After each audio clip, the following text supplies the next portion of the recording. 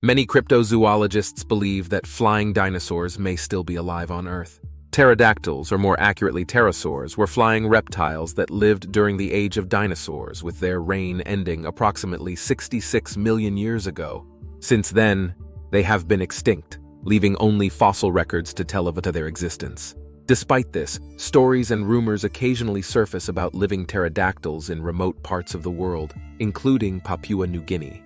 These tales are often steeped in cryptozoology and local folklore rather than scientific evidence. In Papua New Guinea, there have been reports and legends of a creature known as the Ropen, described by locals as a large flying creature with leathery wings, which some outsiders have speculated could be a surviving pterosaur. Sightings are typically concentrated in the coastal, mountainous, and densely forested areas of the island, where the geography can be as mysterious as the legends themselves.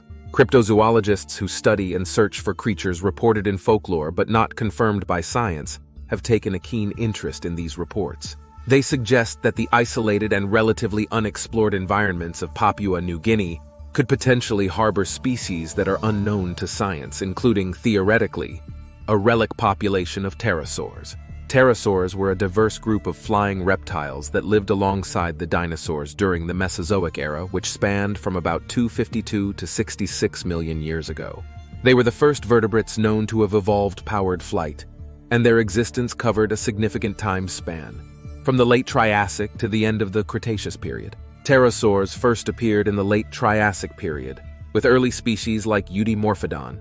Over millions of years, these creatures evolved into an array of forms, ranging from the size of small birds to the largest known flying creatures of all time.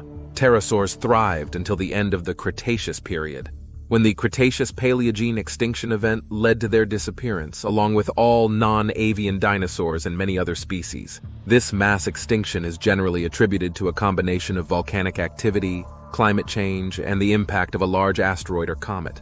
Despite the supposed extinction, there have been long-standing accounts of extant pterosaurs from Papua New Guinea and its neighboring islands in modern times. Encircled by stunning beaches and coral reefs, Papua New Guinea was formed by volcanic activity and is situated between Australia and the Philippines.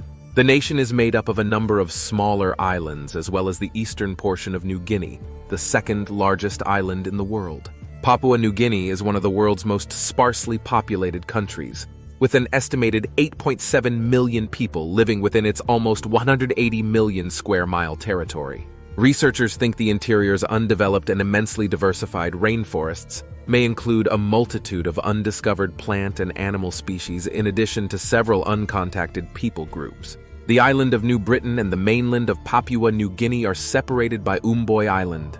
Many residents have reported seeing the Ropen lights flying to and from the larger mountains from this location. According to some, the illumination lasted for roughly 5 seconds. Reports of seeing the same creature up close, which they also refer to as duas, have come from the locals. The dark gray flyer has 2 leathery bat-like wings and a long tail with a diamond-shaped tip. Its wingspan is estimated to reach up to 29 feet. A head crest and dermal bulge, a beak full of teeth and razor-sharp claws are also noticeable. Compared to both of these prehistoric pterosaurs, the Ropen is much larger. It is believed to glow bioluminescently and to be nocturnal. The light is known locally as Indava, which translates to bird that flies at night and brings death. One of the cryptozoologists working on the pterosaur research in Papua New Guinea is Jonathan Whitcomb. In addition to being a forensic court videographer and private investigative journalist, he has spent over 10,000 hours looking into the Ropen and speaking with witnesses. Whitcomb observed that the Ropen migrated early in the night toward the coast and afterward returned inland. This was consistent with local stories that the Ropens fly out to the reef at night to feed before making their way back to the mountains where they rest. Eyewitness Garth Gessman, a Ropen investigator and explorer, interviewed Dwayne Hodgkinson in 2005. Hodgkinson discusses his unanticipated 1944 sighting of Ropen in the video. Hodgkinson was attached to the U.S. military and stationed at Finschhafen, New Guinea. While he was there, he frequently traveled with a friend and a local guide into some of the nearby native villages.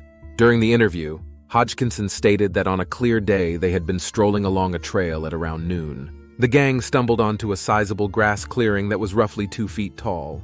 From one edge of the clearing there was a thrashing sound in the brush. A massive thing ran to their left, taking 6 to 10 steps, while the guys paused, and then it began to ascend at an angle of roughly 30 degrees.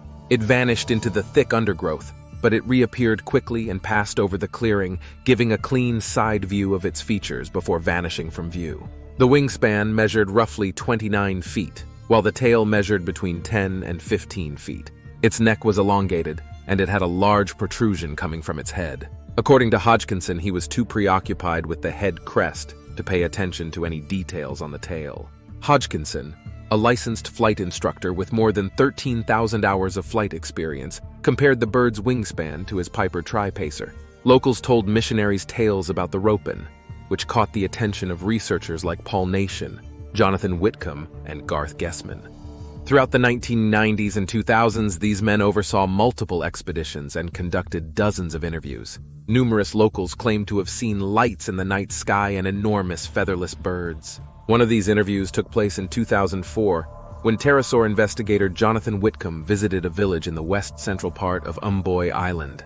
Gideon and 2 other witnesses told Whitcomb that they and others had climbed up a mountain to a volcanic crater lake nearby. They reported seeing the Ropen soar above the lake and noted its long tail, which ended in a diamond form.